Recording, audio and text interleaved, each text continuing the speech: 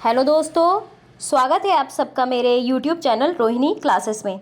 तो आज हम क्लास 11th की पॉलिटिकल साइंस का पार्ट जो है 4 या फिर 5 है, यानी कि आखिरी पार्ट है ये। ठीक है, इसमें हम जो है चुनाव सुधार के बारे में बात करेंगे और हम जो है इस चैप्टर के क्वेश्चंस को लगाएंगे। तो चलिए, बहुत ही इंटरेस्टिंग होने वाला है चैप्टर। क्योंकि आप जो है अपने देश के चुनाव, अपने देश के संविधान के बारे में पढ़ रहे हैं, तो ज़रूर आपको ये जो चैप्टर है, ये सब्जेक्ट है, ये इंटरेस्टिंग लगना चाहिए, क्योंकि आप अपने देश के संविधान के बारे में ही जान रहे हैं कि क्या क्या प्रोविज़न है। तो चलिए, बिना किसी देरी के स्टार्ट करते हैं।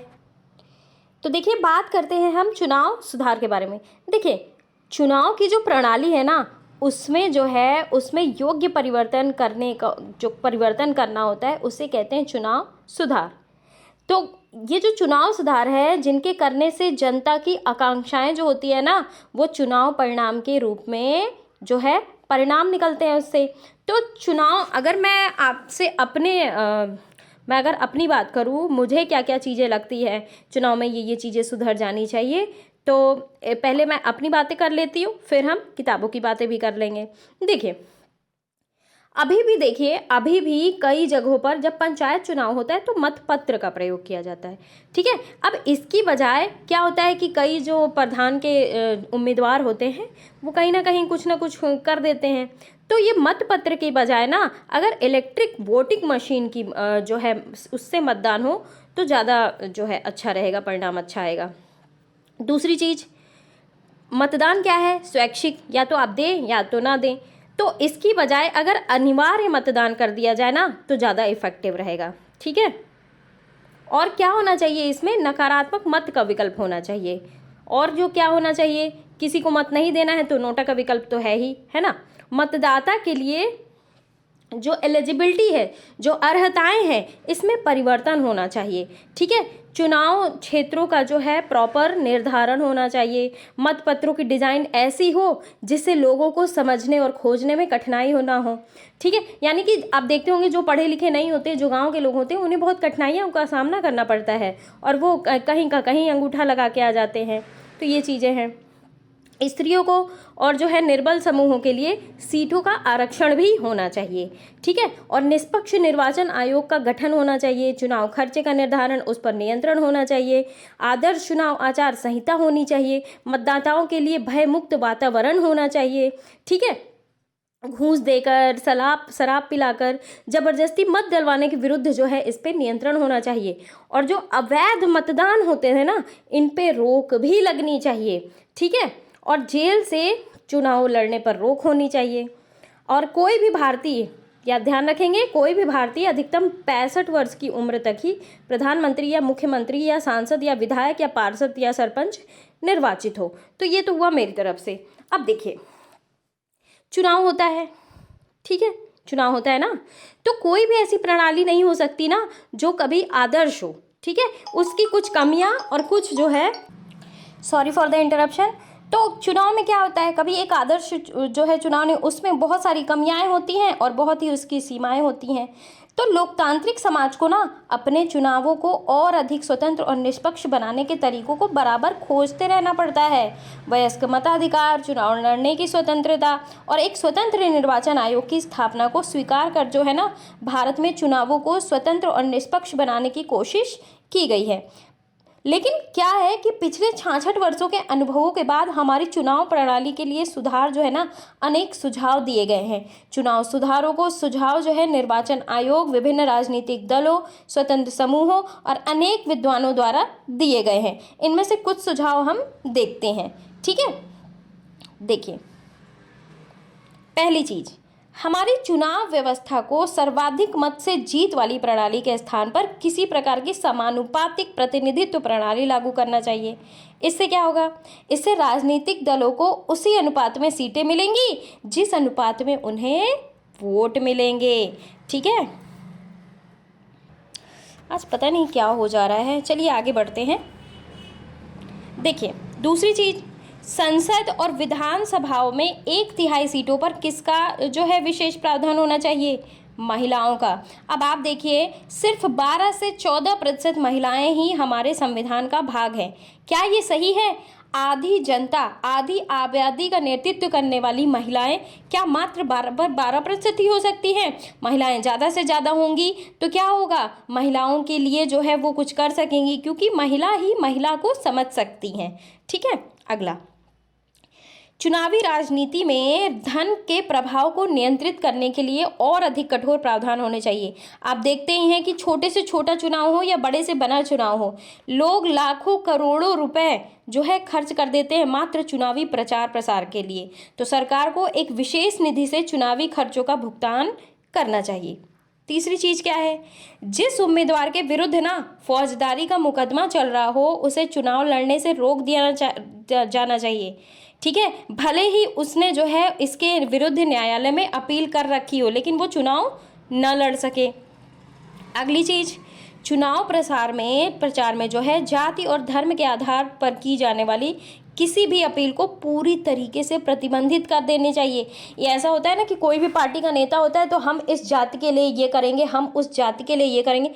अरे भाई, जब आप नेता बन रहे हो, जब आप उम्मीदवार हो, जब आप जीतोगे तो आपके लिए तो सब जनता बराबर होनी चाहिए ना, तो इनको जो है प्रतिबंधित करना चाहिए। अगली चीज़, राजनीतिक दलों की कार्य प्रणाली को नियंत्रित करने के लिए ना और उनकी कार्यविधि को और अधिक पारदर्शी और लोकतांत्रिक बनाने के लिए एक कानून होना चाहिए। देखिए, ये कुछ सीमित सुझाव हैं।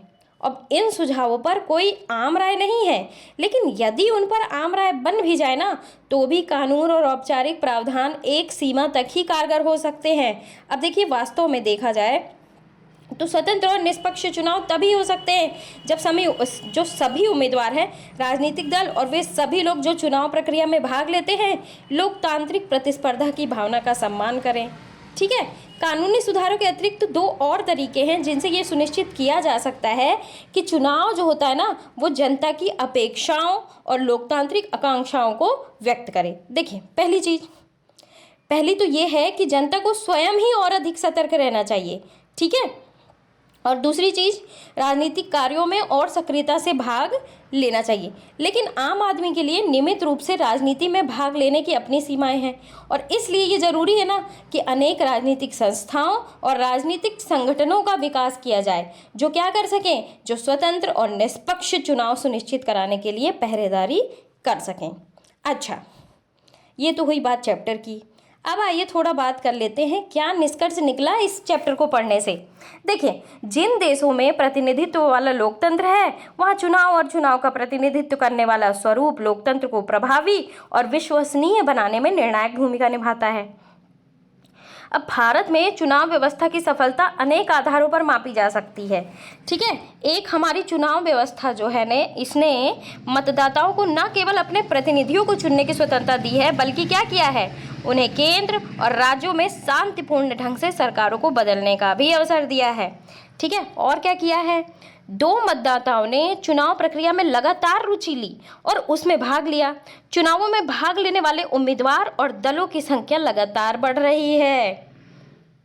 तीसरा, चुनाव व्यवस्था में सभी को स्थान मिला और यह सभी को साथ लेकर चली है।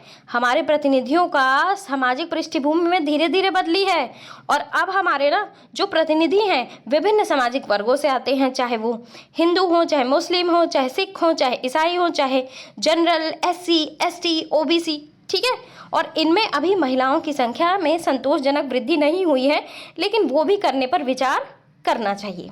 चौथा, देश के अधिकतर भागों में ना चुनाव परिणाम चुनावी अनियमितताओं और धांधली से प्रभावित नहीं होते। यद्यपि क्या होता है, चुनाव में धांधली करने के अनेक प्रयास तो किए जाते हैं। आपने चुनावों में हिंसा, मतदाता सूचियों से वोटरों के नाम गायब होने की शिकायतें, डराए धमकाए जाने की शिकायतें अक्सर सुनी होगी, हम भी सुनते हैं। फिर भी ऐसी घटनाओं से शायद ही कोई चुनाव परिणाम जो है प्रत्यक्ष रूप से प्रभावित होता रहा हो। आखिरी और सबसे महत्वपूर्ण बात कि चुनाव हमारे लोकतांत्रिक जीवन का अभिन्न अंग हो गए हैं। कोई इस बात की कल्पना भी नहीं कर सकता कभी कोई सरकार चुनावों में जनादेश का उल्लंघन करेगी। इसी तरह कोई यह भी कल्पना नहीं कर सकता कि बिना चुनाव के कोई सरकार बन सकेगी। वास्तव में भारत में जो है निश्चित अंतराल पर चुनावों का एक महान लोकतांत्रिक रूप में परिणाम निकलता है। अब आप ये देखिए कि जैसे सरकार बनती है, सरकार ने अपनी मनमानी शुरू कर दी। फिर क्या करती है जनता? जनता भी ये बोलती है कि भाई तुम 5 साल के लिए हो, हम तुम्हें अपने वोटिंग के अनुसार हम बता देंगे कि हम क्या है, क्योंकि जनता ही सर्वे सर्वा है ना। अब इन सभी बातों से हमारी चुनाव व्यवस्था को ना देश विदेश में आदर से देखा जाता है। भारत में मतदाता के अंदर आत्मविश्वास बढ़ा है कि जो है सरकार बनाने में हमारा भी एक वोट गया है। ठीक है, मतदाताओं की निगाह में निर्वाचन आयोग का कद बढ़ा है। यह हमारे संविधान निर्माताओं के मूल निर्णयों को उचित ठहराता है। और यदि चुनाव प्रक्रिया को कुछ और दोष रहित बनाया जा सके ना, तो हम जो है मतदाता और नागरिक रूप में लोकतंत्र के इस महोत्सव का और अधिक आनंद उठा सकेंगे और इसे अर्थपूर्ण बना सकेंगे। जो कि मशवरा मैंने आपको पहले अपनी राय के अनुसार दिया है, अगर वो कुछ चेंजेस हो जाते हैं तो बहुत अच्छा चुनावी व्यवस्था रहेगा। हमारे देश से अच्छा कोई चुनाव व्यवस्था रहेगा ही नहीं। तो प्रश्न की तरफ आगे बढ़ने से पहले हम ये देख लेते हैं कि हमने इस चैप्टर में क्या क्या इंपॉर्टेंट टर्म पढ़े। पहला हमने पढ़ा था first past the post system. ये क्या था? जल्दी जल्दी मेरे साथ रिवीजन कर डालो आप लोग। चुनाव व्यवस्था में जिस प्रत्याशी को अन्य सभी प्रत्याशियों से अधिक वोट मिल जाता है वही निर्वाचित घोषित कर दिया जाता है। यानी कि जो विजयी होता है, विजयी प्रत्याशी के लिए ये जरूरी नहीं है कि उसे जो है कुल मतों का बहुमत मिले। तो ये विधि जो है, जो सबसे आगे वही जीते, मतलब first past the post system. ठीक है। दूसरी चीज, एक और इंपॉर्टेंट चीज हमने देखी है, समानुपातिक प्रतिनिधित्व प्रणाली। देखिए इसमें क्या होता है, प्रत्येक पार्टी जो होती है ना, चुनावों से पहले अपने प्रत्याशियों का एक प्राथमिकता सूची जारी कर देती है और अपने उतने ही प्रत्याशियों को उस प्राथमिकता सूची से चुन लेती है जितनी सीटों को कोटा उसने दिया है। ठीक है। और चुनावों की ना इस व्यवस्था को समानुपातिक प्रतिनिधित्व प्रणाली कहा जाता है। और क्या देखा है हमने? विशेष बहुमत हमने पढ़ा है। इसमें विशेष बहुमत का क्या मतलब है? विशेष बहुमत का मतलब ये है कि उपस्थित, जो वहां पे प्रेजेंट है और मतदान करने वाले सदस्यों के 2/3 बहुमत। ठीक है। दूसरी चीज, सदन की कुल सदस्य संख्या का साधारण बहुमत। निर्वाचन आयोग के काम हमने पढ़ ही लिए हैं, चुनाव सुधार पढ़ ही लिया है। अब आइए इस चैप्टर का हम जो है क्वेश्चन लगाते हैं। ठीक है। तो सबसे पहला क्वेश्चन हम देखते हैं, इसे रब कर देती हूँ। पहला क्वेश्चन है, इसमें से कौन सा ऑप्शन सही है ये तय करना है। निम्नलिखित में से कौन सा प्रत्यक्ष लोकतंत्र में सबसे नजदीक बैठता है? 4 ऑप्शन है आपके पास। पहला है परिवार की बैठक में होने वाली चर्चा, दूसरा है कक्षा संचालक, कक्षा मॉनिटर का चुनाव, किसी राजनीतिक दल द्वारा अपने उम्मीदवार का चयन, या फिर चौथा है मीडिया द्वारा करवाए गए जनमत संग्रह। तो आई होप आप सब आंसर टिक कर लिए होंगे अपने मन में। तो सही आंसर है मीडिया द्वारा करवाए गए जनमत संग्रह। अगला क्वेश्चन है, इनमें कौन सा कार्य चुनाव आयोग नहीं करता? अब आप बताइए सोच के। तो इसमें जो है चुनाव आयोग उम्मीदवारों का नामांकन नहीं करता, बाकी सारे कार्य चुनाव आयोग के हैं। अगला क्वेश्चन है, निम्नलिखित में कौन सी राज्यसभा और लोकसभा के सदस्यों के चुनाव की प्रणाली में समान है? तो कौन सा समान है? ग, प्रत्येक मत का समान मूल्य होता है। ठीक है। अगला question, first past the post प्रणाली में वही प्रत्याशी विजेता घोषित किया जाता है जो, अब आप बताइए, अभी मैंने इसे समझाया भी है, चुनाव क्षेत्र के अन्य उम्मीदवारों से ज्यादा मत हासिल करता है, यानी कि ग ऑप्शन सही होगा। अगला क्वेश्चन है, पृथक निर्वाचन मंडल और आरक्षित चुनाव क्षेत्र के बीच क्या अंतर है? संविधान निर्माताओं ने पृथक निर्वाचन मंडल को क्यों स्वीकार नहीं किया? देखिए इसमें विशेष अंतर है। आप देखिए, स्वतंत्रता से पहले की बात अगर मैं करूं तो इस बात पे बहस हुई थी और ब्रिटिश सरकार ने पृथक निर्वाचन मंडल की शुरुआत की। ठीक है। इसका अर्थ ये था ना कि किसी समुदाय के प्रतिनिधि, यानी कि कोई एक प्रॉपर समुदाय, जैसे मुस्लिम समुदाय था तो मुस्लिम के लिए पृथक निर्वाचन प्रणाली वो की थी, है ना। तो किसी समुदाय के प्रतिनिधि के चुनाव में जो है केवल उसी समुदाय के लोग वोट डाल सकेंगे। तो क्या ये सही है? नहीं। संविधान सभा के अनेक सदस्यों को इस पर शंका थी। उनका विचार था कि ये व्यवस्था हमारे उद्देश्यों को पूरा नहीं करेगी और इसलिए आरक्षित निर्वाचन क्षेत्रों की व्यवस्था को अपनाया गया और इस व्यवस्था के अंतर्गत किसी निर्वाचन क्षेत्र में ना सभी मतदाता जो है वो वोट डालेंगे, लेकिन प्रत्याशी केवल उसी समुदाय के सामाजिक वर्ग का होगा जिसके लिए वह सीट आरक्षित होगी। अब देखिए, संविधान निर्माताओं ने पृथक निर्वाचन को इसलिए स्वीकार नहीं किया, इसके पीछे कारण है। क्या कारण है ये भी मैं आपको बताती हूँ। देखिए, अनेक ऐसे सामाजिक समूह हैं जो पूरे देश में फैले हैं ना। क्या एक ही कास्ट के लोग फैले हुए हैं? तो किसी एक निर्वाचन क्षेत्र में उनकी इतनी संख्या नहीं होती है कि क्या कर सके कि वो किसी प्रत्याशी की जीत को प्रभावित करे, लेकिन पूरे देश पर नजर डालने पर अच्छे खासे बड़े समूहों के रूप में दिखाई देते हैं। अब आप ये देखिए, हिंदू आपको उत्तर भारत में ज़्यादा दिखेंगे, वहीं आप साउथ चले जाइए तो गिने चुने दिखेंगे, ठीक है। ऐसे ही उत्तर भारत में साउथ इंडियन कम दिखेंगे, लेकिन अगर पूरा भारत देखा जाए तो हिंदुओं की ज़्यादा संख्या है। तो उन्हें समुचित प्रतिनिधित्व देने के लिए ना आरक्षण की व्यवस्था जरूरी हो जाती है। संविधान की अनुसूचित जाति जनजाति के लिए लोकसभा और राज्यसभा की विधानसभाओं में आरक्षण की व्यवस्था की गई है। प्रारंभ में ये व्यवस्था 10 वर्ष के लिए की गई थी, लेकिन अनेक संवैधानिक संशोधनों द्वारा इसे जो है 2010 तक बढ़ाया गया, फिर 2020 तक बढ़ा दिया गया, ठीक है। ये चीज़ ध्यान रखेंगे। आगे बढ़ते हैं। अगला क्वेश्चन है, निम्नलिखित में कौन सा कथन गलत है, इसकी पहचान करें और किसी एक शब्द अथवा पद को बदलकर, जोड़कर अथवा नए क्रम में सजाकर इसे सही करें। तो बताइए, क वाला मुझे गलत लग रहा है। क्यों? क्योंकि देखिए, कथन गलत है। क्योंकि ये प्रणाली जो है ना, first past the post system का प्रयोग हर समय नहीं होता। राष्ट्रपति हो गए, उपराष्ट्रपति हो गए, राज्यसभा के सदस्य हो गए, इनका तो एकल मत प्रणाली द्वारा चुनाव होता है ना। तो अन्य चुनावों में ये फर्स्ट पास्ट द पोस्ट जो है प्रणाली का प्रयोग होता है, ठीक है। ये चीज, आगे बढ़ते हैं। अगला क्वेश्चन है, भारत की चुनाव प्रणाली का लक्ष्य समाज के कमजोर तबके की नुमाइंदगी को सुनिश्चित करना है, लेकिन हमारी विधायिका में महिला सदस्यों की संख्या केवल 12% तक पहुंची है, और इस स्थिति में सुधार के लिए आप क्या सुझाएंगे भाई? उत्तर दीजिए। ज़्यादा से ज़्यादा उनके लिए प्लान लाएंगे कि आप चुनाव लड़ लिए, ठीक है। आपके लिए ऐसी व्यवस्था की जाएंगी, महिलाओं को ज़्यादा से ज़्यादा प्रेरित करेंगे, ठीक है। और क्या करेंगे? सीट रिजर्व करेंगे उनकी, जैसे पंचायत में देखिए, पंचायती राज चुनाव में जो है 50% सीटें रिजर्व कर दी गई हैं। तो महिलाओं को इससे क्या होगा? आगे बढ़ने की हिम्मत मिलेगी। अगला क्वेश्चन है, एक नए देश के संविधान के बारे में आयोजित किसी संगोष्ठी में वक्ताओं ने निम्नलिखित आशाएं जताई। प्रत्येक कथन के बारे में बताएं। उनके लिए फर्स्ट पास्ट द पोस्ट सर्वाधिक मत से जीत प्रणाली उचित होगी या समानुपातिक प्रतिनिधित्व प्रणाली? तो सबसे पहला देखते हैं, लोगों को इस बात की साफ साफ जानकारी होनी चाहिए कि उनका प्रतिनिधि कौन है, ताकि वे उसे निजी तौर पर जिम्मेदार ठहरा सकें। देखिए, इसका क्या होगा? लोगों की इच्छाओं को अधिक प्रभावी रूप से व्यक्त करने के लिए first past the post system प्रणाली जो है इसमें सबसे अधिक उपयुक्त होगी।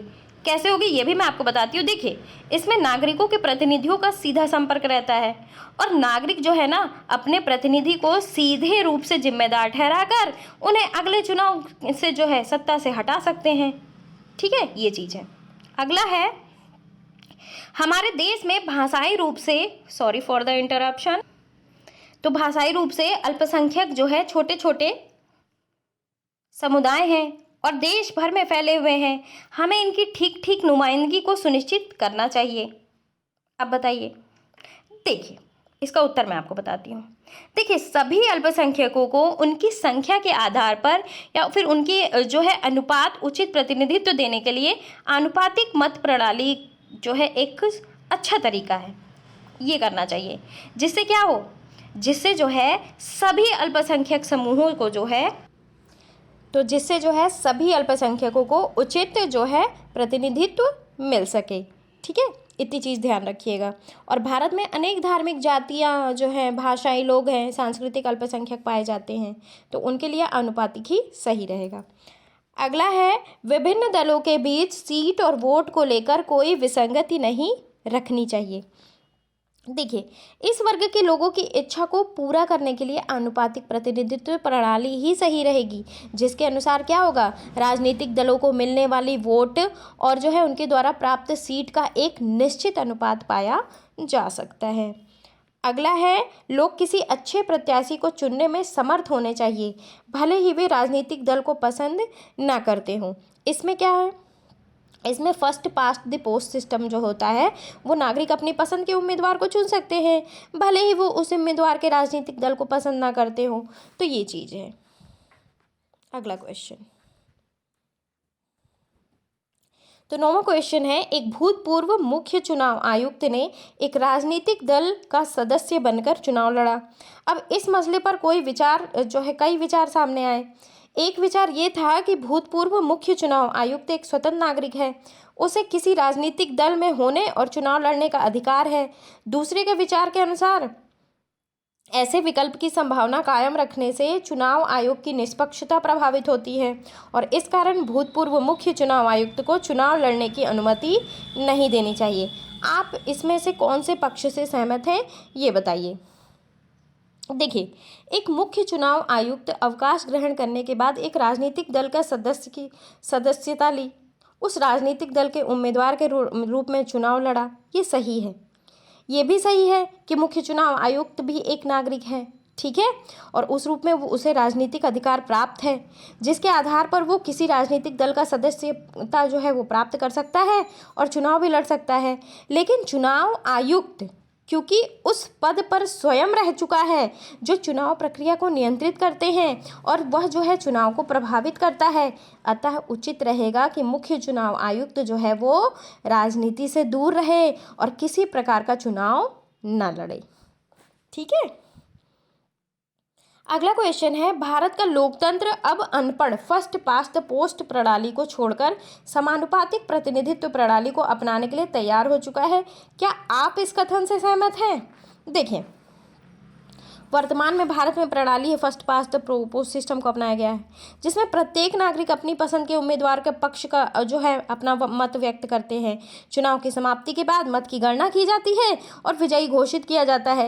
लेकिन कुछ चुनावों में, जैसे देखिए आप राष्ट्रपति हो गए, उपराष्ट्रपति हो गए, राज्यसभा के चुनाव होते हैं, वो अनुपातिक प्रतिनिधित्व प्रणाली में होते हैं, जिसमें क्या होता है, मतदाता अलग अलग उम्मीदवारों को अपनी पसंद से जो है व्यक्त करते हैं। अब ये बहुत इंपॉर्टेंट पॉइंट है, राष्ट्रीय मतदाता दिवस, जो कि प्रत्येक वर्ष की 25 जनवरी, ध्यान रखेंगे, 25 जनवरी को मनाया जाता है। और विश्व में भारत जैसे सबसे बड़े लोकतंत्र में ना मतदान को लेकर कम होते रुझान को देखते हुए ये राष्ट्रीय मतदाता दिवस मनाया जाने लगा था। इसलिए मनाए जाने के पीछे निर्वाचन आयोग का ये उद्देश्य था कि देश भर में सभी मतदान केंद्र वाले क्षेत्र प्रत्येक वर्ष उन सभी पात्र मतदाताओं की पहचान की जा सके जिनकी उम्र 1 जनवरी को 18 वर्ष पूरी हो चुकी हो। ठीक है, हम भारत के नागरिक लोकतंत्र में अपनी पूर्ण आस्था रखते हुए ये शपथ लेते हैं कि हम अपने देश के लोकतांत्रिक परंपराओं की मर्यादा को बनाए रखेंगे और स्वतंत्र, निष्पक्ष, शांतिपूर्ण निर्वाचन की गरिमा को अक्षुण्ण रखते हुए निर्भीक होकर, यानी बिना डरे हुए, धर्म, वर्ग, जाति, समुदाय, भाषा और अन्य किसी भी प्रलोभन से प्रभावित हुए बिना सभी निर्वाचनों में अपने मताधिकार का प्रयोग करेंगे।